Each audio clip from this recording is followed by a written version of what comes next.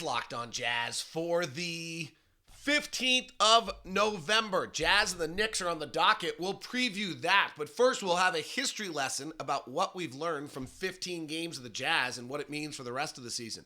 We'll also learn that the NBA is very different this year and something is happening.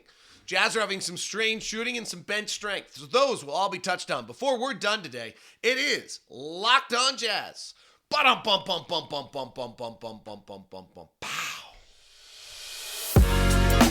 You are Locked On Jazz, your daily podcast on the Utah Jazz.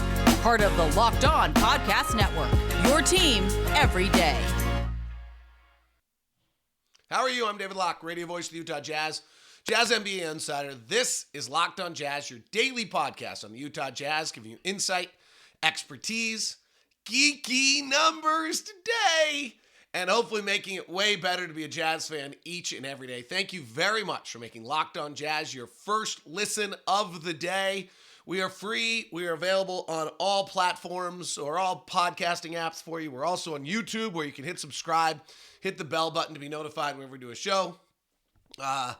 All right, question for the day on YouTube will be, which of these end results do you think we're going to see with the Jazz? We'll do a history lesson here in a second. I went through the last, I went through until I think 15-16, leaving out the COVID year, and looked at performance and what your differential was early in the season and the impact. And we'll look at what we think the end result possibility of what we've learned about the Utah Jazz are so far and some of the other teams. We'll also some funky shooting numbers for us, which I'm a big believer that like you get to the back of your basketball card at some point. And we'll preview the next game. So thanks very much for tuning in. All right, so the number one question we're getting asked by everybody is like, is this sustainable? Is it sustainable? And I never quite know what that means. But we've lost a few games. We've played 15, which is kind of a magic number to me. And it's 20 is what we all say, but 15 actually I think is probably a large enough sample size. It'd be interesting to run the Qualtrics number on what the right sample is to be within a certain level of confidence. So there's a few things here of what I've done is I went through 15-16, leaving out the 2021 season when we started at a funky time and just none of it was normal. And probably could have left out the 2021 season, but felt like it was close because that's actually, we're just taking the first 15 games before COVID. And so there wasn't anything weird to that season until COVID and then the bubble. And so the end result would, might be. So here's what I looked at. I went and looked at every single team that had a differential on cleaning the glass of 2 or better. So right now the Jazz are a 3.5. We have the 6th best differential in the NBA, and that's a far lower number than we usually have for the 6th team in the NBA. So I did this research solely for the purpose of the Jazz and finding out and answering kind of the question that you've all been asking of like, what does an early season start mean? Well, an early season start means a lot, actually. So here's what's really interesting to me on this. If we go back over the years, and I'll start here, if you go and look at the best differential teams of each and every season, and whether or not, like, is 15 games enough? The answer is actually 15 games is plenty, and almost will tell you exactly what you need to know. So if you go back and look at 15, 16 seasons since, and what you'll see is that the best teams in the NBA have taken that mark. So 15-16 of the NBA season, which is when the Warriors, the Cavaliers beat the Warriors. The 3 best differentials were the Warriors, the Spurs, Cleveland. Were all dramatically better than everyone else. The Warriors would win 73, Cleveland would 57, win the East, and San Antonio would 67. We knew 15 games in who the best teams were. If we go to 16-17, the Clippers were unbelievable to start the year. They were like 15-1. They would actually fall off. But the number 2 team was the Warriors. Number 3 team was Cleveland. Okay, well, that actually the NBA Finals was the Warriors beat Cleveland. So, like, right away you knew. In the 17-18 season, when the Warriors win it again, the Warriors are 4 points better than the rest of the league already in differential by this point. They're followed by Boston and Houston and Oklahoma City, and that's the year in which actually Houston wins 65 games and has a better record than the Warriors by the end of the year. And the Cavaliers kind of float through the year and get there, but again, you see it like right away. And if you go to the 18-19 season, this is where Milwaukee's better than everyone else. Giannis is the MVP. They win the most games right away, but they end up, if you recall, they end up losing in the playoffs. And Toronto is the stunner in the 18-19 season. And Toronto is is a stunner, but by this point of the season has the fourth best differential of anyone in the NBA, and the Warriors have the best. So the finalist teams are both right there to start. Again, I can just keep doing this. This one I thought was super interesting. This is the 1920 season. This is the Lakers win it in the bubble. And in 1920, they beat Miami. Miami had the best differential 15 games into the season, and the Lakers had the third best. So you're seeing this and then I went to 21-22 last year, where at 21-22, Golden State actually had the best differential of any team in the NBA at this point of the year, and they end up winning the NBA title. So I would argue that actually 15 games in is a pretty good sample size to have some idea of who's what and where in the NBA. However, I've felt this all year when people have asked me about the Jazz. And what has been eye-opening to me about the Jazz has not been the Jazz. It's been the Jazz, Indiana, San Antonio, Portland, all these teams. Indiana's 6-6. They were supposed to be tanking. The Jazz are 10-5. They're supposed to be tanking. They're in first place. Portland's 9-4. They were supposed to be bad. They're in first place. San Antonio's 6-8. Oklahoma City's 6-8. So to me, while the Jazz are a fabulous story and we should be loving every second of it, from a league-wide perspective, there's something much larger taking place here than just the Jazz. And that is that all of these teams are supposed to not be as good are playing pretty well. Well, this shows up in something interesting. Right now, 15 games into the season for the Jazz, 14 for Boston. There is not a team in the NBA with a differential over 7. The Boston Celtics are the best in the NBA right now at 6.5. I can't find this. I can keep running it. I stopped last year. I stopped last night at some point out of boredom because it just doesn't exist. I mean, if you go run at 15, 16, San Antonio, and at this point, teams are at 11.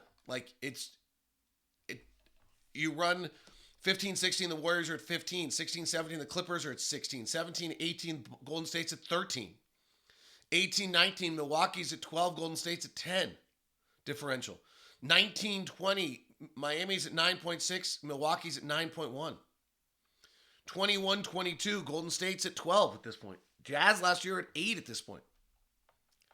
So we've never had an NBA season 15 games in, or this, November 15th in, equivalent, because we didn't start at the same time, where nobody's got a differential over 7.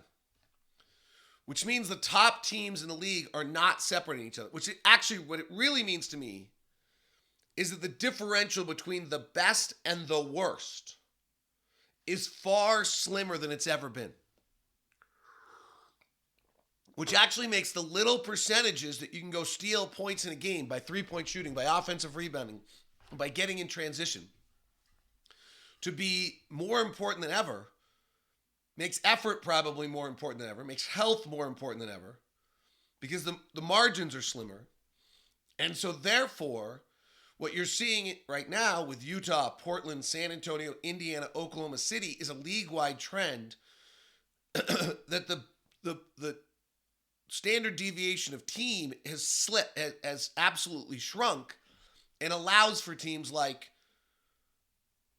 Utah, etc., to have these surprising starts. The idea that we have the 6th best differential in the NBA with a 3.5 is crazy. let me run through that for a second. In 15-16, the sixth best differential was a 6 at this point of the season. In 16-17, the sixth best differential was a 5.6. In 17-18, the sixth best differential was a 6.2. In the 18-19 season, the sixth best differential was a 5.4. Like, this is pretty consistent. In the 19-20 season, the sixth best differential was a 7.5. It then dropped to 5.3. So, like, there just happened to be one more team that was better. Again, skip 2021. In the 21-22 season last year, Brooklyn was a 5.9. So for us to be the sixth best differential at a 3.5, but then here, this is even more interesting. New Orleans is the fifth best differential at a 3.5, and Milwaukee's the fourth best differential at a 4.5. The league is way different than it's ever been before. This is because of the luxury tax. This is because this has been going on for a while. This is the parity build down of the league. You have $40 million players and they don't perform, you're in trouble. You have depth, you can kind of get by. So it's really different. All right, understanding it's different, 3.5 differential. What does that lead us to believe the Jazz will do this season? We'll touch on that as we continue. Today's Tuesday edition of the show, Jazz Knicks tonight, by the way, 4:50 for On the Floor, 6 o'clock pregame, 7 o'clock tip-off, is brought to you today. Today's show is brought to you by our friends over at Murdoch Hyundai, located at 4646 South State Street. Also located in Logan and in Linden. I was talking with Brian Goldmark, our sales guy for Locked On last night. He was looking at cars and he was just saying, like, you know what? Like, I came out of New York. I had to get my first car and I had to get an Audi. He's like, my lease is up and, like, I'm buying a Hyundai. He said he was looking at the Hyundai or the Kia, to be totally honest. And, you know, he's like, I get so much more for the dollar. They're absolutely fabulous. They're great looking. Why wouldn't I, like, make sure I did that? And that's exactly what I'm telling you. For the dollar, for the bells, the whistles, the dollars, the safety features, what you can get with a Hyundai is just remarkable. So go stop by Murdoch Hyundai at 4646 South State Street, also in Logan and in Linden. The SUV lineup's amazing. The Palisade is the King Poobah of it all. Absolutely gorgeous. The Kona's the little zippy one in the middle is the Tucson and the Santa Fe. So stop by Murdoch Hyundai, located at 4646 South State Street, also located in Linden and in Logan. If you're going to stop by, email me first, though. We'll set you up with a VIP meeting at all of those. Do you ever have that moment where you've got a presentation or you have your kids have a presentation or prom and they have excessive sweating? It's not good. Prom's bad. Kids, it's tough on kids. It's tough on adults too. Sweat block wipes are a secret to that. Solve that confidence. Sweat block wipes work up to 7 days per use. Apply them on a Sunday. You stay good all week.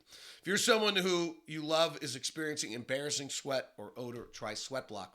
Save 20% with the promo code LOCKEDON at sweatblock.com. Also available at Amazon. But go to sweatblock.com and you get to use the promo code LOCKEDON. You get 20% off. So why do it at Amazon?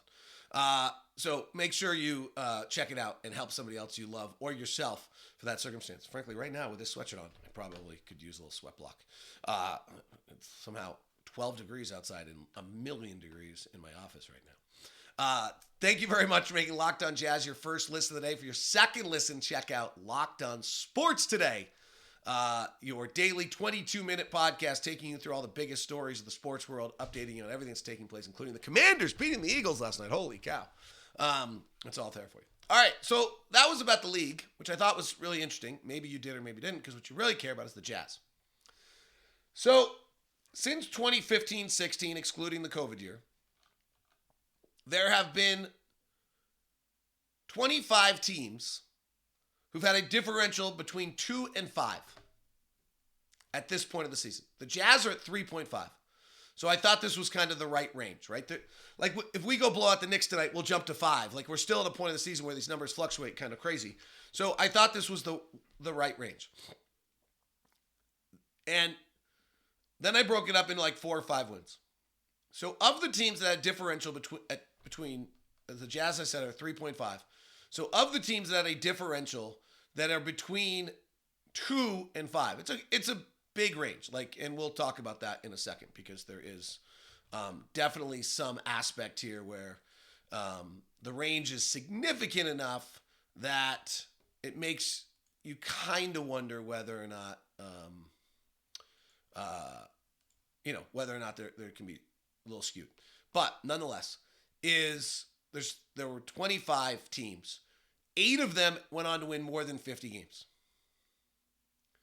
Some of those had a differential of 3 of them had a differential of 2.8. So it's, of the 8, 5 of them had a differential better than 3.5, right? So they were the upper trajectory. They were at 4.3, a 4.2, a 4.1, a 3.8. We could be there in one day. They won 50 games. So 32% of the teams that were from 2 to 5 on their differential 15 games into the season won 32 games. 36%, or 9 of them, won between 45 and 49. So stayed above 500, probably make the playoffs at 45. Don't have to play a play-in. So 17 of the 25 teams, 68%, won 45 or more games that had a differential of like the Jazz do of 3.5. Actually, between 2 and 5. Like, pretty interesting. Interestingly, by the way, there's 2 teams at 3.2 and 1 team at 3.3. And then there's 1 team at 3.8 and 1 point at 3.9. And that's it. And then there's 1 point at 3.4. There's only 5 teams that actually had a 3. Their wins were actually amazingly consistent. 48, 47, 48, 51, 48. So I could have just narrowed that down, but that seemed like too small of a sample size, so I widened it out. But that 5, that's within like 0.4 of the Jazz, is 48, 47, 48, 51, 48. What an incredible year it would be if we won 48, 47, 48, 51, 48. Now, I do think we're, one trade away from like pulling the thread off that holds the fabric together. But then here's what's interesting. There's not a single team that had a differential between 2 and 5 at the 15-game mark of the season or thereabouts that won between 40 and 44 games. You either kept it going and you won, and 68% of the teams won 45 or more, or 8 teams went to sub 40. So 32% of the teams that had differential 3.5 like the Jazz or thereabouts went to sub 40. Well, they're probably all teams that were less than 3.5. Actually, no. They're equally distributed. 4 that had a differential worse than 3.5 and 4 that had a differential better than 3.5. Again, I think this comes down to just the single game that takes place can really skew the numbers at a pretty high margin.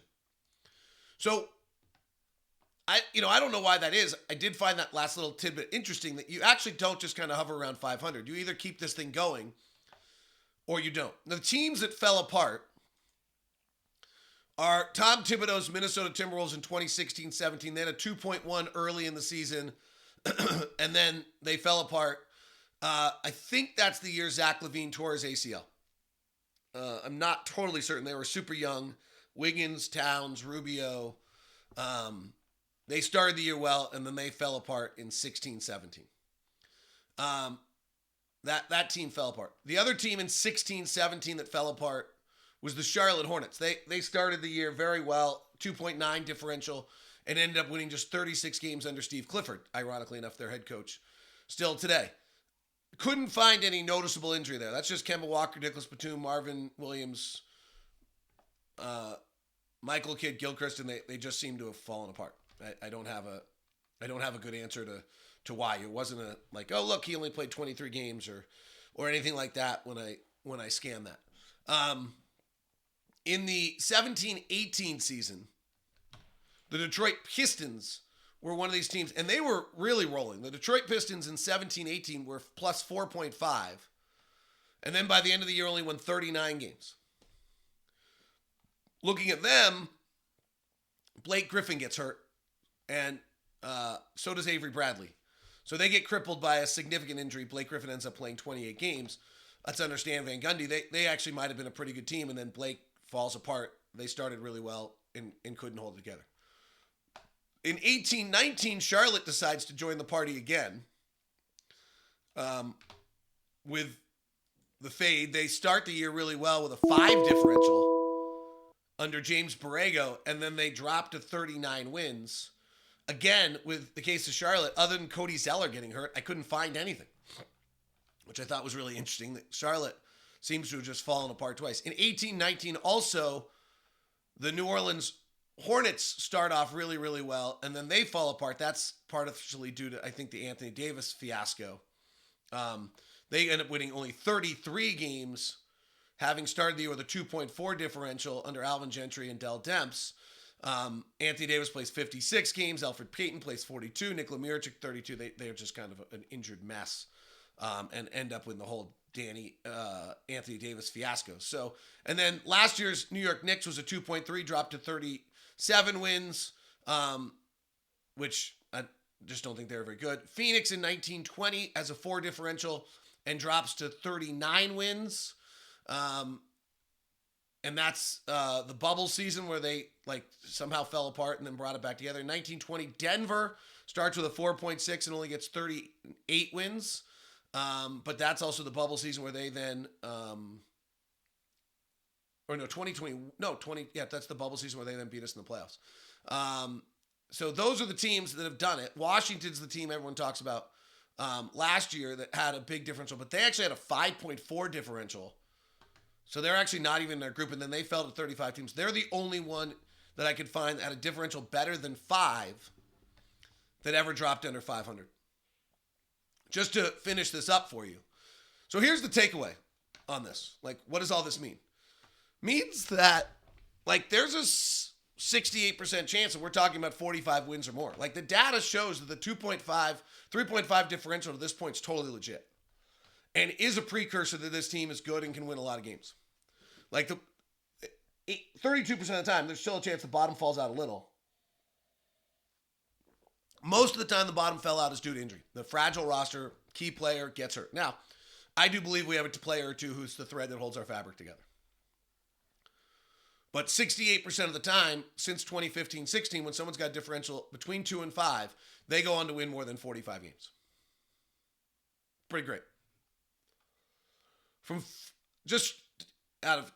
you're interested, if you have a differential between 5 and 7, and there's no team better than 7 right now, 47% of the time you win more than 50. So about half the time you win more than 50. The teams that right now have a differential better than 5 in the NBA are Phoenix, Cleveland, and Boston. And that's it.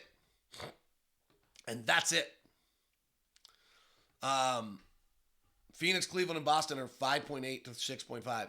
And the real number is if you're over 7, then you're going to win a title or be in the finals. If you're over 7, there have been 23 teams that are over 7.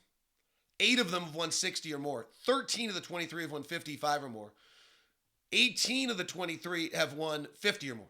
That's the number, getting over 7. And we don't have anybody in the NBA over 7. I can't find a year where that's the case, other than this year. So to me, that's crazy interesting. That we have this unique NBA season going on, which I think even further promotes the fact that without major changes or major injuries, what we're watching is legit. Because the differential in the league is thinner than it's ever been.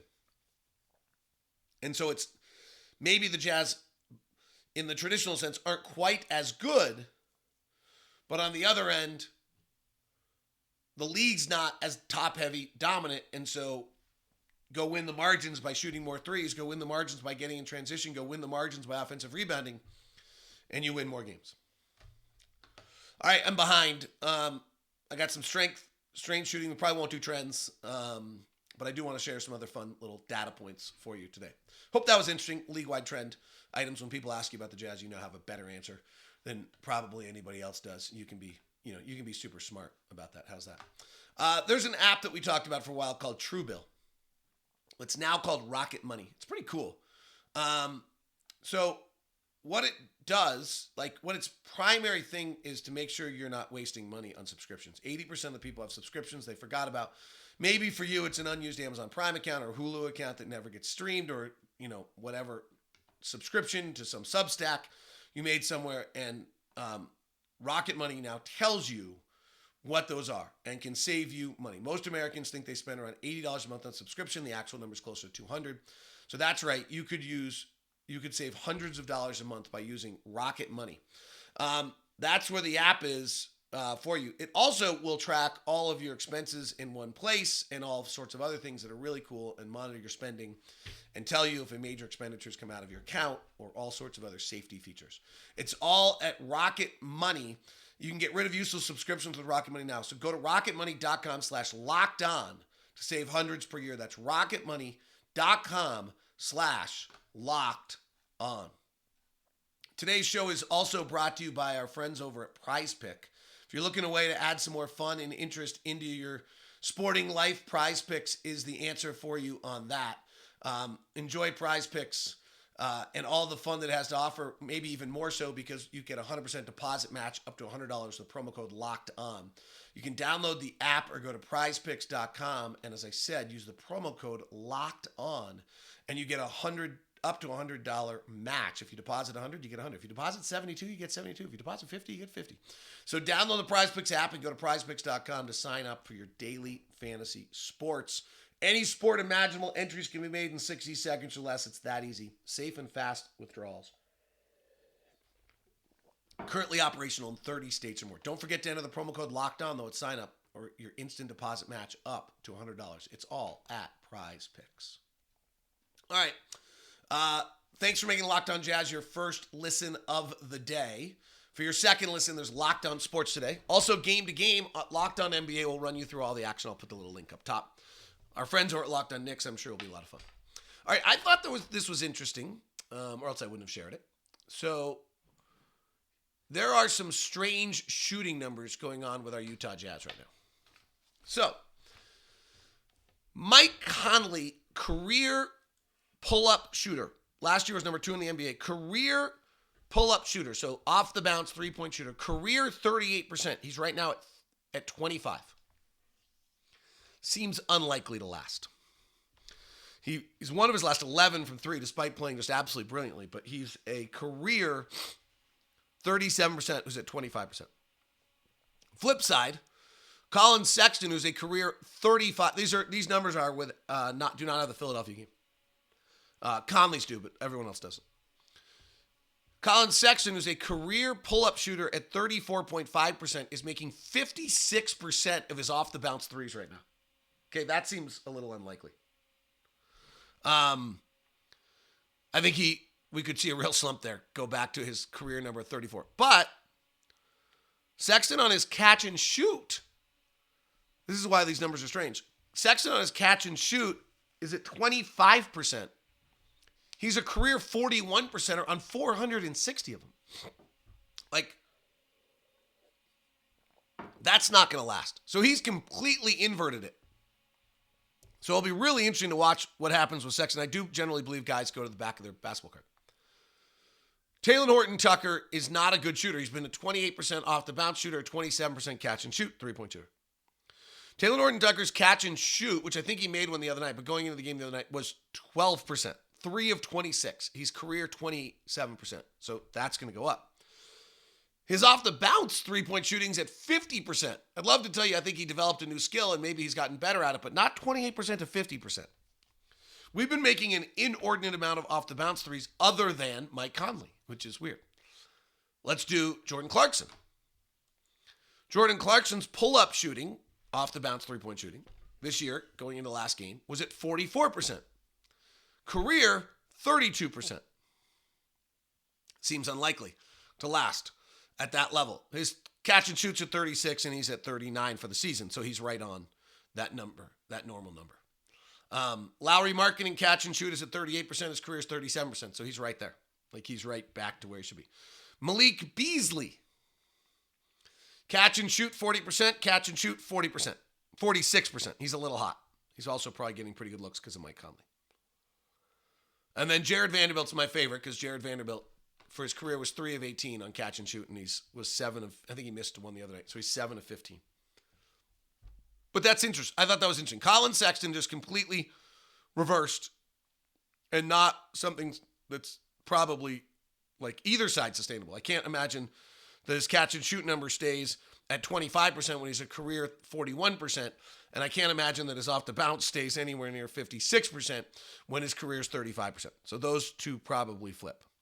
And same thing with Taylor Horton-Tucker. I can't imagine this catch and shoot stays at 12% when even though he's only a career 27%, and is off the bounce at 50% when he's a career 28%. I would think those kind of flip a little bit.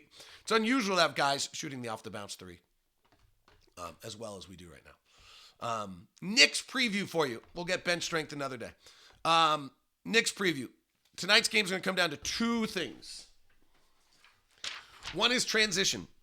Jazz rank 20th in transition defense, and the Knicks rank 27th in transition defense.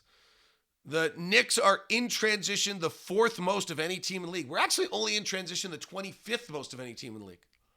So the Knicks actually get out and run a lot. 17% of their possessions are in transition, which is super surprising to me. They're terrible at it when they're actually in it. They're the worst transition team in the league. It's still better possession than half court, though. So that's the first one. We actually are 21st in allowing transition. They're 26th in the league in allowing transition. So neither of these teams is quick and athletic and gets back well. So that transition will be vital tonight. Offensive rebounding. They're the 6th best offensive rebounding team in the league. We're the 7th best offensive rebounding team in the league. Neither team's very good at defensive rebounding. We're 22nd in the league in defensive rebounding. They're 26th in the league at defensive rebounding. So 10-5 Jazz, 6-7 Knicks, fringe possessions. Kind of the theme of the show. Can we get fringe possessions on the offensive glass? Can we get extra transition possessions? So let's keep an eye on those two things tonight. That'll do it. We'll look at trends tomorrow.